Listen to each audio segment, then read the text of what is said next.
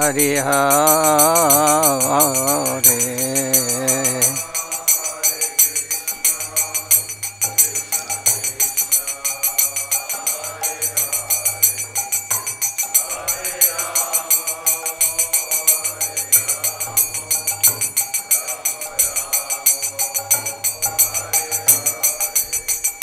I go Hari Bol, Hari Bol, Hari Bol, Hari Bol.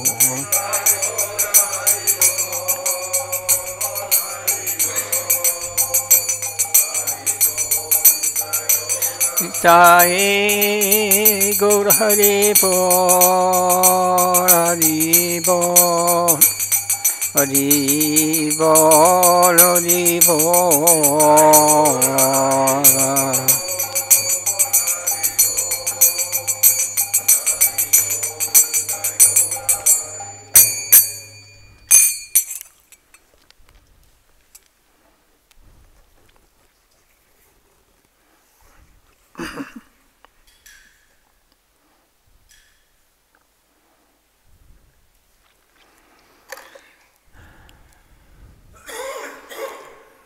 Now today we can hear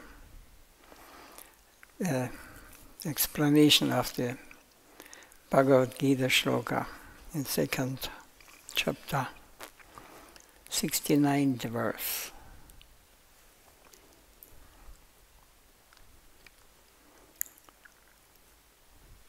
The shlokas is like this: Ya nisha sarvabhutanam tasyam jagati samyami yasyam jagrihati bhutani sanishya pashyato mune.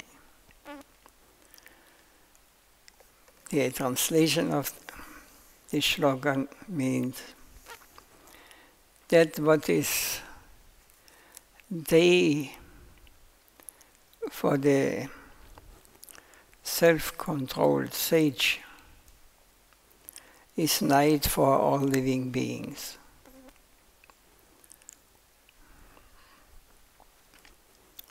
And that which is day for all living beings is night for the introspective sages.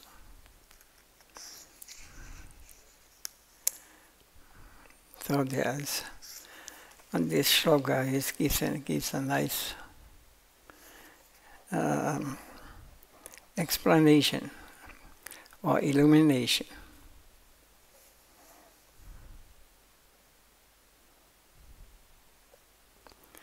So self-surrender presupposes selfishness or selflessness, Self-surrender presupposes selflessness. When selfish actions come to an end, then the self-surrendered life begins. That is devotion proper. In the life of a devotee, there's no individual or provincial interest. They work for the universal interest of the Absolute. They are soldiers of that plane. They may do anything and everything, but the inspiration comes from the sender, the Absolute Good. So though apparently they seem to be a member of this plane, though their heart, their connection is with the Absolute. Their valuation is completely changed. Though apparently they seem to be doing everything similarly to mundane persons. Once our godfather, Professor Sanyal, was challenged by his younger brother. Whatever you are doing in your mud, we are also doing. So in the same way we can see the devotees, whatever they're doing in the mat, it seems that it's ordinary. But outside they do the same thing. We're building temples, we're doing so many things, cooking for the Lord. No. Whatever you're doing in your mat, we are also doing. Then Professor Sanya replied, no, we don't do what you do. You don't eat. No, we don't eat. Then what do you do? I have seen you with my own eyes, you are eating. No, we don't eat like you. Devouring solid things and putting into the stomach. We don't do that. We serve Mahaprasad. It is beyond your understanding what we do. There's no spirit of consumption. We don't consume anything. We honor the remnants of the Lord. That is what we do. Okay, this will be also a very foreign thing for us, many of us. Prasadam is not for filling the stomach. Prasadam means the mercy of the Lord. So we are respecting prasad. It is not eating for our tongue satisfaction, or bodily comfort, or bodily satisfaction. We are doing it as a serving prasad in this way. Such will be the difference between all the activities of a true Vaishnava and a worldly man. Apparently, they seem to do the same thing. Working, sleeping, eating, earning money, distributing so many things. But the standpoint is totally different. It is connected with the sender. The devotees are abiding by the direction of the central movement. And worldly men are guided by their provincial and local interest. Local and absolute, that is the difference. And that difference is very, very great. What is a devotion proper? That is to be realized. It is generally not by apparent actions, but a question of adjusting our angular vision. That is to be changed. Yanisha sarva bhutanam dasyam jagati samyami. One section is awake, another is sleeping. There's one particular plane where the sadhus are fully awake, but ordinary people are sleeping.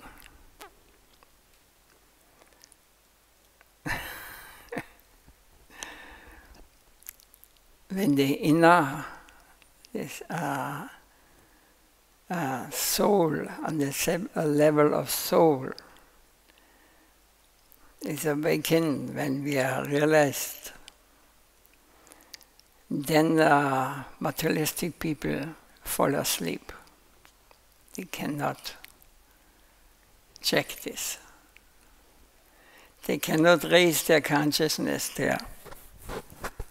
And the sadhu do not take their consciousness down to the filthy area where the ordinary people are very much awake and busy.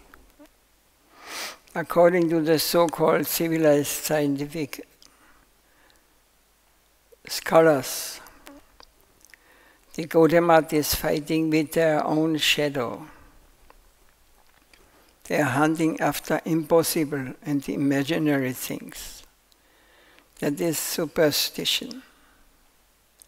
They are running after phantasmagoria. So those who are in the material plane, they think it is something hunting after impossible or some imaginary things.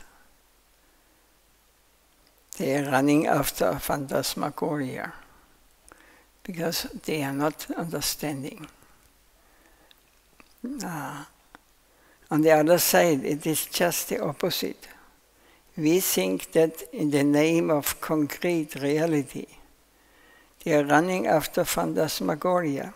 You are sleeping over your real interest and awake on the path of your self-deception.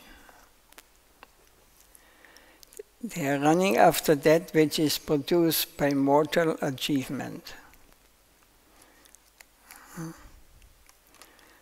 So they're running after things what cannot, what has no real substance. It's temporary.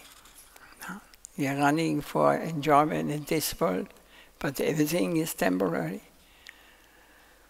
The body is temporary, life, whatever we are running for here, it is temporary. It's coming, maybe or maybe not, according. But it is phantasmagoria. They're running after. And then the other side, the bhaktas, those who are awakened, they are running for the real, for the life, for this part what is not temporary, but no beginning, it has no end. So you are sleeping over your real interest and awake on the path of your self-deception. So, when higher topics are discussed, we are not able to understand and we fall asleep. We feel tired, or we turn off our intellect. It's just sound.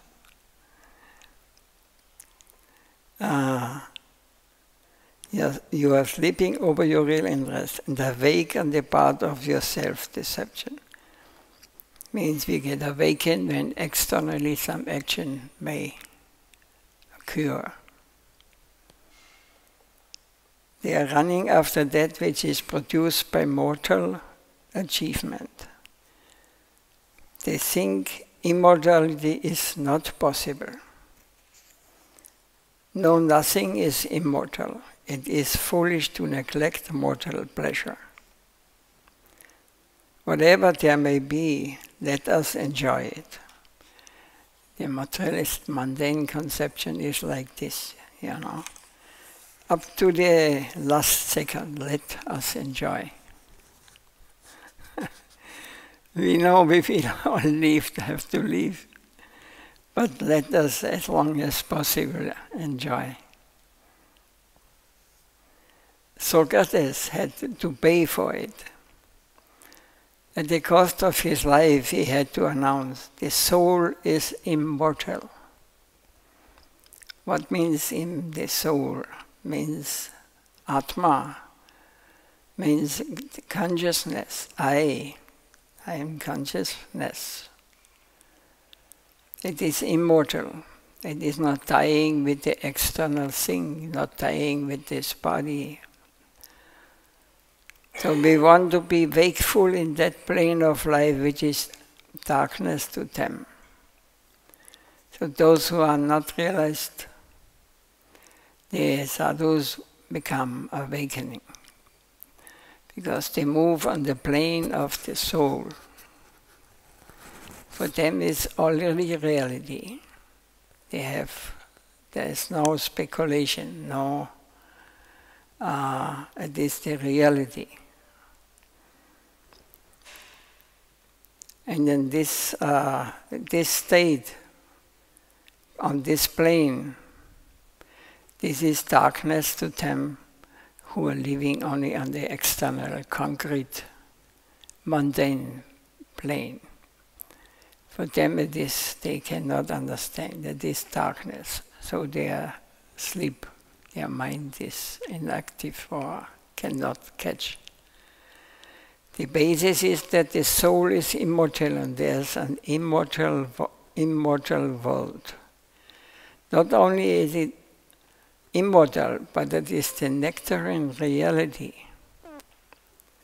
Shrinvantu Vishve Amritasya Putra.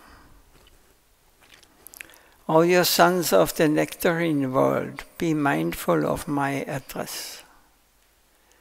You are a child of that soil. So it means that you're sons of the nectarine world, of the eternal world. Be mindful. You are a child of that soil. Means we are members of the eternal plane, eternal soil. Why do you suffer so much? You are to become victims and more of mortality. But really you are not so. You have an inconceivable higher prospect of life. Come back to your own plane. Come back home. This is the general call of the Upanishads. The attempt of the Gaudiya Math is not only a call for theistic life, but theism in its full-fledged condition. That is a family life with God. A family life with absolute beauty and charm.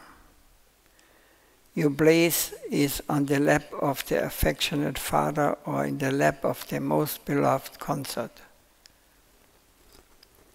Do or die. That is the slogan of Gaudiya Math. Let us try our utmost to achieve what is our own prospect. And to achieve that there can be no compromise on the way. We must fight to the finish. In the beginning, our Guru Maharaj began his fighting almost single-handed against the whole of the world, against all different stages of culture ever known. His only support was Srimad Bhagavatam and Mahaprabhu with heart within and God overhead. Not only did he want to fight in Bengal, the province of Mahaprabhu, not only India, but also outside. He meant to attack the highest position of the present civilization. The Western world, the scientific civilization which is so proud of their present achievements. If you just have a little intelligence, just think what we have achieved. We know now how to kill very many and fast. And everything is just going in this direction, you know, how I can destroy it. All this is a madness. The scientific civilization which is so proud of their present achievement, he wants to break down the whole structure of the present false civilization. He wanted to demolish it and construct a divine temple over the remnants of this mundane world. He did not want to establish half-truth, but in his words he wished to establish full-fledged deism. According to the Bhagavata, he should not stop halfway or be satisfied with partial progress, but only with the wholesale dealings.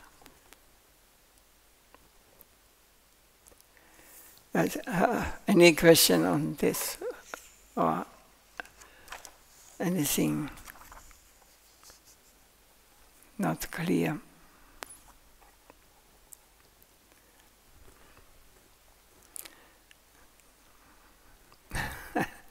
when the pure devotee is speaking, very rarely somebody dares to. Everybody is afraid his arguments may be defeated. And then he's standing in the between, you know. We know that we are wrong in this material world. It's not functioning. And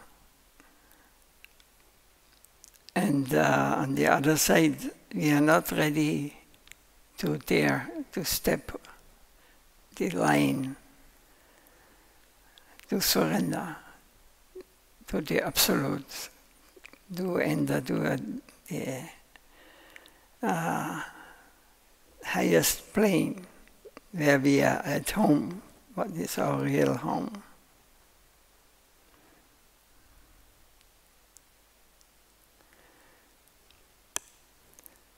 Then he is quoting one shloka from Bhagavatam. I just read the translation. The remembrance of Krishna's lotus feet destroy inauspiciousness and manifests the greatest fortune. One's existence is purified and one attains devotion to the Supreme Soul, along with knowledge, realization, and detachment.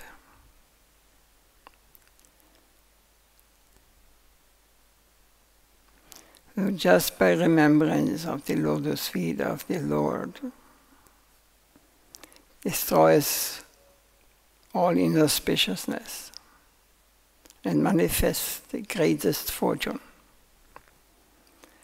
One's existence is super purified, and one attains devotion to the Supreme Soul, along with knowledge, realization, and detachment. The conception of deism is something like this. Avismriti Krishna Padaravindayo. The continued remembrance of the divine feet of Krishna will in no time disperse all those difficulties that are mean and undignified. Kshinodyadhatrani. The only standard is to understand and accept a position of subordination to the absolute truth. It is not a mean life. The Gaudiya stands for the dignity of the human race. We have to understand that slavery to Krishna is a most dignified position. And whatever is against that is meanness, abhadrani. We have to admit that this is real and understand our proper position and discharge our duty. Then what is really beneficial to us will increase. Samdanoti. At present, you are in some adulterated conception of your own life. The exploitation of different kinds of energies is all adulteration. Sattvasya Shuddhim. By remembering the feet of Krishna, your existence will eliminate all sorts of adulteration. It will be purified, and your real self within will come out in its pristine glory. You will find you have a happy devotional connection with the Super Soul. Paramatma Bhaktim. You will attain proper knowledge of his paraphernalia and Parivar associates. Not a hazy impersonal knowledge, vijnana. At present, your affection, attraction, and love are misdirected. but they will find their proper place. Vairagya yuktam. Viraga means that your present attraction in this mundane world will be transferred, and raga, the affection proper, will be discovered. They will have a real place and position where they are to act. You will find the special characteristics, these faculties will find a special support. They will be directed there. This is devotion. I know nobody follows now.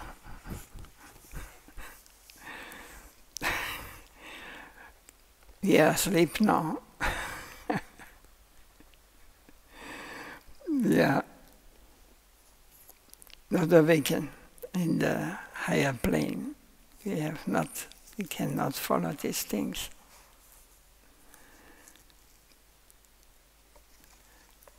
So easy. But by the process as it given in the Shastra, and Chaitanya Mahaprabhu, the new avatar, the Lord is giving us mercy. And the way how to understand, how to realize that we are members of the transcendental plane. This is not our plane or where we are living, this mundane conception of life. This is temporary, and as long as we not giving, let it go, as long as we have desire to enjoy here, we will come again and again to try to squeeze out, to exploit the world. And this way there will never be peace in this world. Because exploitation means I need something to exploit for my personal satisfaction, for my sense gratification. We have to come to the conclusion that we are not meant for we are meant for the satisfaction of the Supreme Lord. If we are not coming to this conclusion, we will be going and coming in this material world, life after life, to continue to try to enjoy, try to, with the great hope that you one day will become millionaire or Musk, a powerful person. Not really do done, you will exploit all others. And in the next life you will be a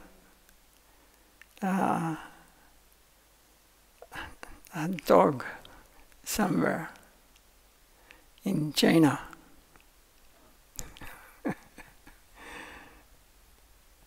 They like dog to eat.